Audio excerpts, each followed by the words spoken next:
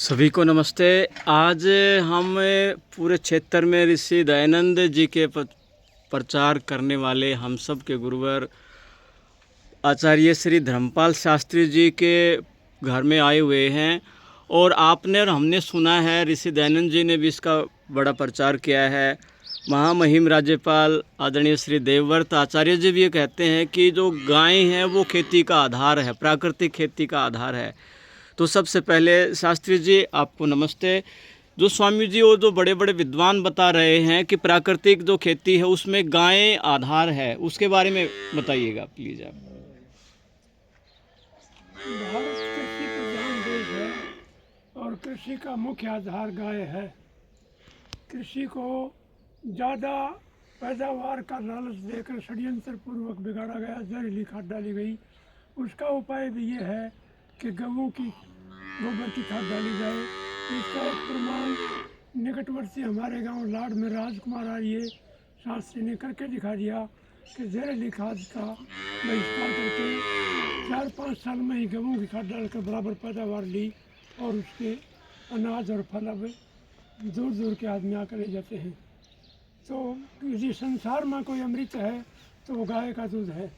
अभी बात करके आए थे तो एक किले में 10 क्विंटल सरसों गाय के गोबर से, कोई रासायनिक खाद नहीं डाली, यूरिया ने कोई डीएपी, और एक बालू मिट्टी में एक किले में 10 क्विंटल पैदावार बहुत ज़्यादा है। क्या उन्होंने केवल ये गाय से उत्पन्न खाद का प्रयोग किया है जी स्वामी जी? बिल्कुल गाय का, कोई रासायनिक प्रयोग करते ही नहीं।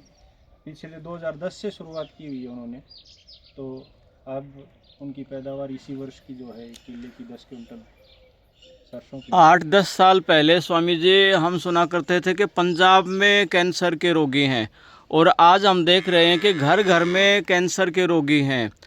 और आचार्य जी बता रहे हैं कि इसका कारण है हमने अपनी धरती माता को जहरीला बना दिया। जहर मुक्त खेती के बारे में शास्त्री जी मार्गदर्शन कीजिए। एक नया किसान कैसे शुरुआत करे, क्योंकि खेती एक प्रकार से घाटे का सौदा हो रहा है और वो तैयार नहीं हो पाता कि वो प्राकृतिक खेती करे। तो नए किसानों के लिए मार्गदर्शन करिए जी शास्त्री जी। थोड़ा लोभ छोड़कर 2-4 साल प्रतीक्षा करके खेती करें गोबर की खाद से, तो उतनी ही पैदावार उनको मिलेगी। और साथ साथ गऊ का दूध जो अमृत है उसका पान करके सब की बुद्धि बढ़ेगी।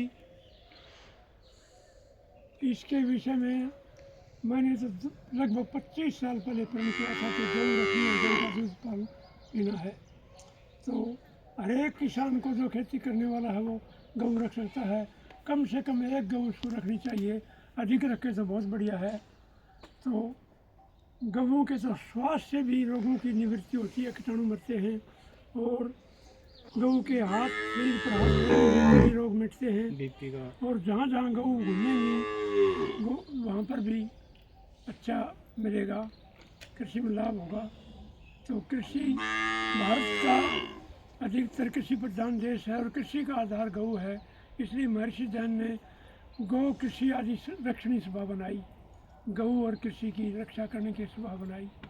सबसे पहले उन्होंने पुस्तक लिखी और 1 करोड़ हस्ताक्षर करवा के विक्टोरिया को भेजकर गौ हत्या बंद कराने की योजना बनाई, परंतु पापियों ने उनको पहले ही विष देकर ख़त्म कर दिया।